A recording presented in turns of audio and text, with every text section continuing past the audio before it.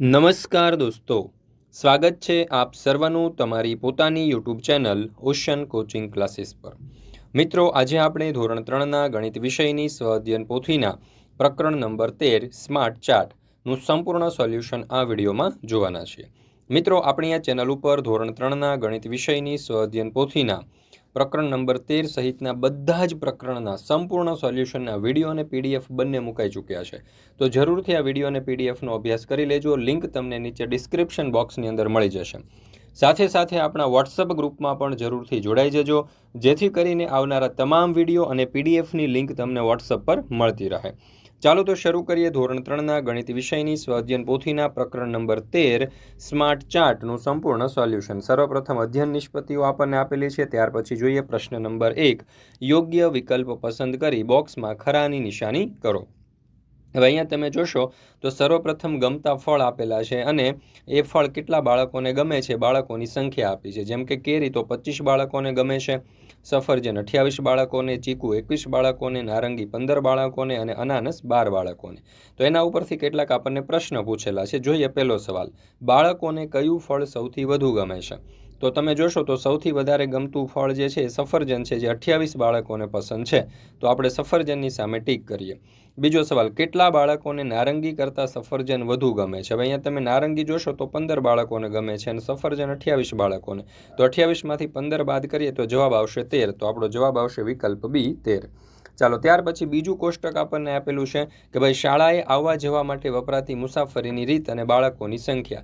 તો ચાલીને 125 બાળકો આવે છે, સાયકલ લઈને 85 બાળકો, સ્કૂટર લઈને 48 બાળકો અને બસ લઈને 132 બાળકો આવે છે। તો ચાલીને આવતા બાળકોની સંખ્યા કેટલી છે? તો 125 બાળકો ચાલીને આવે છે, તો એની સામે ટીક કરીએ। બીજું, મુસાફરીની કઈ રીત સૌથી વધુ સામાન્ય છે? તો જવાબ આવશે બસ। તો બસની સામે આપણે ટીક કરીએ, કારણ કે તમે જોઈ શકો છો કે 132 બાળકો, સૌથી વધારે બાળકો જે છે તે બસ દ્વારા આવે છે। મિત્રો, આપણે ઓશન કોચિંગ ક્લાસીસ નામની એક જબરજસ્ત એપ્લિકેશન લોન્ચ કરેલી છે। આ એપ્લિકેશનની અંદર તમે ધોરણ 3થી 12ના બધા જ વિષયના તમામ પ્રકારના સોલ્યુશનની પીડીએફનો અભ્યાસ કરી શકશો। જેમ કે દરેક પાઠની સમજૂતીના સોલ્યુશન, સ્વાધ્યાયના સોલ્યુશન, સ્વઅધ્યયન પોથી, સ્વાધ્યાય પોથી, એકમ કસોટીની ઓરિજિનલ પ્રશ્ન બેંક, અસાઇનમેન્ટ, પ્રથમ દ્વિતીય વાર્ષિક પરીક્ષાઓના પ્રશ્નપત્ર અને બીજા તમામ પ્રકારના સોલ્યુશનની પીડીએફો અહીંથી તમે મેળવી શકશો। તો જરૂરથી તમારા દોસ્તો, મિત્રો, સગા સંબંધીઓ જેઓ પણ ધોરણ 3થી 12માં અભ્યાસ કરતા હોય તે દરેકને એપ્લિકેશન વિશે જરૂરથી જાણ કરજો। એપ્લિકેશન ડાઉનલોડ કરવા માટેની લિંક તમને નીચે ડિસ્ક્રિપ્શન બોક્સની અંદર મળી જશે। ત્યાર પછી ત્રીજો સવાલ, પ્રાણી સંગ્રહાલયમાં આવેલા જુદા જુદા પ્રાણીઓની સંખ્યા દર્શાવતા કોષ્ટકને આધારે જવાબ આપો। હવે પ્રાણીનું નામ તો કે હાથી, હવે એની સંખ્યા 9 છે, વાઘની સંખ્યા 8, હરણ 12, સિંહ 6, વાંદરા 11 અને જીબ્રા 8 છે। તો એના ઉપરથી પહેલો સવાલ કે સૌથી વધુ કયા પ્રાણી છે? તો જવાબ આવશે કે હરણ, સૌથી વધારે હરણ પ્રાણીઓ છે। બીજું, સૌથી ઓછા કયા પ્રાણી છે? તો જવાબ આવશે સિંહ, અને કેટલા છે? તો કે 6, સૌથી ઓછા પ્રાણીઓ સિંહ છે અને કેટલા? તો કે 6। ત્રીજું, વાંદરા કરતાં કયા પ્રાણીની સંખ્યા વધારે છે? તો વાંદરા કરતાં હરણ નામનું જે પ્રાણી છે તેની સંખ્યા વધારે છે। ચોથું, કયા બે પ્રાણીઓની સંખ્યા સરખી છે? તો જીબ્રા અને વાઘ, આ બે પ્રાણીઓની સંખ્યા સરખી છે। પાંચમું, હાથી કરતાં જીબ્રા કેટલા ઓછા છે? તો હાથી કરતાં જીબ્રાની સંખ્યા જે છે તે 1 જેટલી ઓછી છે। ચોથું, કોઈ એક શાળાના ધોરણ 1થી 5ની સંખ્યા દર્શાવતું કોષ્ટક જોઈ અને પ્રશ્નોના જવાબ આપો। હવે ધોરણ 1માં વિદ્યાર્થીની સંખ્યા 40, ધોરણ 2માં વિદ્યાર્થીની સંખ્યા 35, ધોરણ 3માં વિદ્યાર્થીની સંખ્યા 42, ધોરણ 4માં વિદ્યાર્થીની સંખ્યા 34 અને ધોરણ 5માં વિદ્યાર્થીની સંખ્યા 29। તો એના ઉપરથી પહેલો સવાલ કે ધોરણ 3ના વિદ્યાર્થીઓની સંખ્યા કેટલી છે? હવે ધોરણ 3ના વિદ્યાર્થીઓની સંખ્યા તમે જોશો તો 42 છે, તો આપણે અહીંયા જવાબ લખીએ 42। ત્યાર પછી બીજું, ધોરણ 1 અને ધોરણ 2ના વિદ્યાર્થીઓની કુલ સંખ્યા કેટલી છે? ધોરણ 1ના કુલ 40 વિદ્યાર્થીઓ અને ધોરણ 2ના 35 વિદ્યાર્થીઓ, તો 40 + 35 એટલે કે 75 વિદ્યાર્થીઓની કુલ સંખ્યા થશે। ત્રીજું, કયા ધોરણના વિદ્યાર્થીઓની સંખ્યા સૌથી ઓછી છે? તો ધોરણ 5ના વિદ્યાર્થીઓની સંખ્યા સૌથી ઓછી છે। ચોથું, ધોરણ 2ના વર્ગમાં ધોરણ 5ના વર્ગ કરતાં કેટલા વધારે વિદ્યાર્થીઓ છે? તો 6 વિદ્યાર્થીઓ વધારે છે। પાંચમું, આ શાળામાં ધોરણ 1થી 5ના વિદ્યાર્થીઓની કુલ સંખ્યા કેટલી છે? તો જો પહેલા ધોરણમાં 40 વત્તા બીજામાં 35 વત્તા ત્રીજામાં 42 વત્તા ત્રીજામાં 34 વત્તા પાંચમા ધોરણની અંદર 29, એમ કુલ બધાનો સરવાળો કરીએ ને તો 180 વિદ્યાર્થીઓ થશે। તો વિદ્યાર્થીઓની સંખ્યા કુલ 180 થશે। ત્યાર પછી આપણે જોઈએ પાંચમું, 5મી જૂન વિશ્વ પર્યાવરણ દિન નિમિત્તે થયેલા વૃક્ષારોપણના આધારે પ્રશ્નોના જવાબ આપો. એમાં વૃક્ષ તો કે લીમડો, એમાં વૃક્ષની સંખ્યા 8, સરગવો એમાં વૃક્ષની સંખ્યા 5, નીલગિરીના વૃક્ષની સંખ્યા 2 અને ગુલમહોરમાં વૃક્ષની સંખ્યા 7. ચાલો તો જોઈએ એમના ઉપરથી પહેલું કોષ્ટક. ઉપરોક્ત કોષ્ટક પરથી નીચેનો ચાર્ટ પૂર્ણ કરો જ્યાં તમે આ પ્રકારનું એક વૃક્ષ દર્શાવેલું છે. એમાં વૃક્ષની અંદર જોઈએ તો લીમડો અને વૃક્ષની સંખ્યા તમે જોઈ શકો છો 1 2 3 4 5 6 7 અને 8 જેટલી આપેલી છે. સરગવો તો સરગવાના વૃક્ષ તમે જોશો તો 5 જેટલી સંખ્યા આપેલી છે. નીલગિરીના 2 વૃક્ષ આપેલા છે અને ગુલમહોર તમે જોશો તો 3 4 5 6 અને 7 જેટલી સંખ્યા આપેલી છે. તો આ રીતે અહીંયા વૃક્ષ અને વૃક્ષની સંખ્યાઓ તમને સામે દર્શાવેલી છે.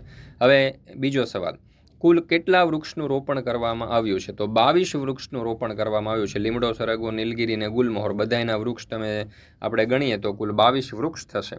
ત્યાર પછી છઠ્ઠું, ધોરણ 3માં અઠવાડિયામાં ગેરહાજર રહેલ વિદ્યાર્થીઓની સંખ્યા ચિત્રલેખમાં દર્શાવી છે. એમાં એક જે ચિત્ર છે તે એક વિદ્યાર્થી દર્શાવે છે. તો સોમવારે તમે જોશો તો 3 વિદ્યાર્થી ગેરહાજર હતા, મંગળવારે 1 વિદ્યાર્થી ગેરહાજર છે, બુધવારે 1 પણ વિદ્યાર્થી ગેરહાજર નથી, એટલે બધા જ વિદ્યાર્થીઓ હાજર છે. ગુરુવારે 3 વિદ્યાર્થીઓ હાજર છે, શુક્રવારે 2 વિદ્યાર્થીઓ હાજર છે અને શનિવારે તમે જોશો તો 5 વિદ્યાર્થીઓ હાજર છે. તો જોઈએ એમના ઉપરથી પહેલો સવાલ, મંગળવારે વર્ગમાં કેટલા વિદ્યાર્થીઓ ગેરહાજર રહેલ? તો મંગળવારે 1 વિદ્યાર્થી ગેરહાજર હતો. બીજું, કયા દિવસે સૌથી વધુ વિદ્યાર્થીઓ ગેરહાજર રહ્યા? તો શનિવારે સૌથી વધુ વિદ્યાર્થીઓ ગેરહાજર રહ્યા. ત્રીજું, વર્ગના તમામ વિદ્યાર્થીઓ હાજર હોય તેવો વાર કયો છે? તો બુધવારે વર્ગના તમામ વિદ્યાર્થીઓ હાજર હતા. ત્યાર પછી આપણે જોઈએ ચોથો સવાલ, ઉપરોક્ત માહિતી પરથી નીચેના ચિત્રાલેખ પૂર્ણ કરો. ચાલો, વિદ્યાર્થીની સંખ્યા, હવે સોમવારે તમે જોશો તો 3 વિદ્યાર્થીઓ ગેરહાજર હતા, તો આપણે 3 ચિત્ર દોરીએ. મંગળવારે 1 વિદ્યાર્થી ગેરહાજર હતો તો 1 ચિત્ર, બુધવારે 1 પણ વિદ્યાર્થી ગેરહાજર ન હતો તો આપણે અહીં એકય ચિત્ર નહીં દોરીએ. ગુરુવારે 3 વિદ્યાર્થીઓ હતા, શુક્રવારે 2 વિદ્યાર્થીઓ અને શનિવારે 4 વિદ્યાર્થીઓ. તો આ પ્રમાણે આપણે ચિત્રલેખ જે છે તે પૂર્ણ કરી શકીએ. ત્યાર પછી દાખલા નંબર 7, એક શાળાની ધોરણ 1 થી 5ની હાજરી આપેલી છે, તેના આધારે પ્રશ્નોના જવાબ આપો. હવે હાજરી ચાર્ટ તારીખ 26/6/2020થી આપણને આપેલો છે. એમાં કુલ સંખ્યા અને હાજર સંખ્યા આપણને આપેલી છે. હવે ધોરણ 1ની અંદર કુલ સંખ્યા છે 36, હાજર સંખ્યા છે 33. ધોરણ 2માં કુલ સંખ્યા 32, હાજર સંખ્યા 29. ધોરણ 3માં કુલ સંખ્યા 37, હાજર સંખ્યા છે 36. ધોરણ 4ની અંદર કુલ સંખ્યા 33 છે, હાજર સંખ્યા છે 27. ધોરણ 5માં કુલ સંખ્યા 40 છે, હાજર સંખ્યા 36. હવે બંનેનું ટોટલ કરીએ તો કુલ સંખ્યા કુલ થશે 178 કુલ સંખ્યા અને હાજર સંખ્યા થશે અહીંયા 161. ચાલો, તો એના ઉપરથી આપણે જોઈએ પહેલો સવાલ, શાળામાં કુલ કેટલા બાળકો છે? તો શાળામાં કુલ 178 બાળકો છે. બીજું, શાળામાં કુલ કેટલા બાળકો ગેરહાજર છે? તો 178 - 161 એટલે કે કુલ 17 બાળકો ગેરહાજર છે. ત્રીજું, કયા ધોરણમાં સૌથી વધારે બાળકો ગેરહાજર છે? તો ધોરણ 4ની અંદર સૌથી વધારે બાળકો ગેરહાજર છે. ચોથું, ધોરણ 3 કરતાં ધોરણ 4માં કેટલા બાળકો વધુ ગેરહાજર છે? તો કે 5 બાળકો વધારે ગેરહાજર છે. ત્યાર પછી પાંચમો સવાલ, કયા 2 ધોરણમાં ગેરહાજર બાળકોની સંખ્યા સરખી છે? તો ધોરણ 1 અને ધોરણ 2 બંનેમાં 3 બાળકો ગેરહાજર છે. છઠ્ઠો સવાલ, ધોરણ 1 કરતાં ધોરણ 5માં કેટલા વધુ બાળકો હાજર છે? તો 3 બાળકો વધારે હાજર છે. ત્યાર પછી અધ્યયન નિષ્પત્તિ આધારિત સર્વગ્રાહી મૂલ્યાંકન આપણે જોઈએ. આમાં પહેલું, આપેલ રોબોટનું ચિત્ર જુઓ અને કોષ્ટક પૂર્ણ કરો. ચાલો, હવે અહીંયા રોબોટનું જે ચિત્ર આપ્યું છે એમાં આકાર જોઈએ તો વર્તુળ. હવે આમાં વર્તુળ આકાર કેટલા છે? તો કે 3. એક તો અહીંયા તમે જોશો તો મોઢાનો શેપ અને 2 આંખોના. ત્રિકોણના શેપ કેટલા છે? તો કે કુલ 7 છે. લંબચોરસના કુલ 6 શેપ છે અને ચોરસના કુલ 5 શેપ છે. તો આ રીતે આપણે આ જે રોબોટ છે એની ઉપરથી વર્તુળ, ત્રિકોણ, લંબચોરસ અને ચોરસ જે છે તેની સંખ્યા ગણી અને લખી શકીએ. ત્યાર પછી એક અઠવાડિયામાં પુસ્તકાલયની મુલાકાત લેનાર વ્યક્તિઓની સંખ્યા દર્શાવતું કોષ્ટક આપણને આપ્યું છે અને એના આધારે પ્રશ્નોના જવાબ લખવાના છે. જેમ કે સોમવારે 124 વ્યક્તિઓ આવે છે, મંગળવારે 101 વ્યક્તિ આવે છે, બુધવારે 98 વ્યક્તિ, ગુરુવારે 101 વ્યક્તિ અને શુક્રવારે 150 વ્યક્તિઓ આવે છે. તો જોઈએ એમના ઉપરથી બીજો સવાલ કે ભાઈ કયા દિવસે સૌથી વધારે વ્યક્તિઓએ પુસ્તકાલયની મુલાકાત લીધી? તો શુક્રવારે. ત્રીજું, કયા દિવસે સૌથી ઓછા વ્યક્તિઓએ પુસ્તકાલયની મુલાકાત લીધી? તો બુધવારે. ચોથું, સોમવારે કેટલા વ્યક્તિઓએ પુસ્તકાલયની મુલાકાત લીધી? તો 124 વ્યક્તિઓએ પુસ્તકાલયની મુલાકાત લીધી. પાંચમું, કયા 2 દિવસે એક સરખી સંખ્યામાં વ્યક્તિઓએ પુસ્તકાલયની મુલાકાત લીધી? તો કે મંગળવાર અને ગુરુવારે. ત્યાર પછી છઠ્ઠો સવાલ, ગુરુવારે સોમવાર કરતાં કેટલા ઓછા વ્યક્તિઓએ પુસ્તકાલયની મુલાકાત લીધી? તો 23 જેટલા ઓછા વ્યક્તિઓએ પુસ્તકાલયની મુલાકાત લીધી હતી. સાતમો સવાલ, ઇન્દ્રધનુષના 7 રંગો પૈકી તમારા વર્ગના સહપાઠીને ગમતા રંગ પરથી નીચેનો કોષ્ટક તૈયાર કરો. હવે ઇન્દ્રધનુષના રંગ જોઈએ તો એમાં જાંબલી.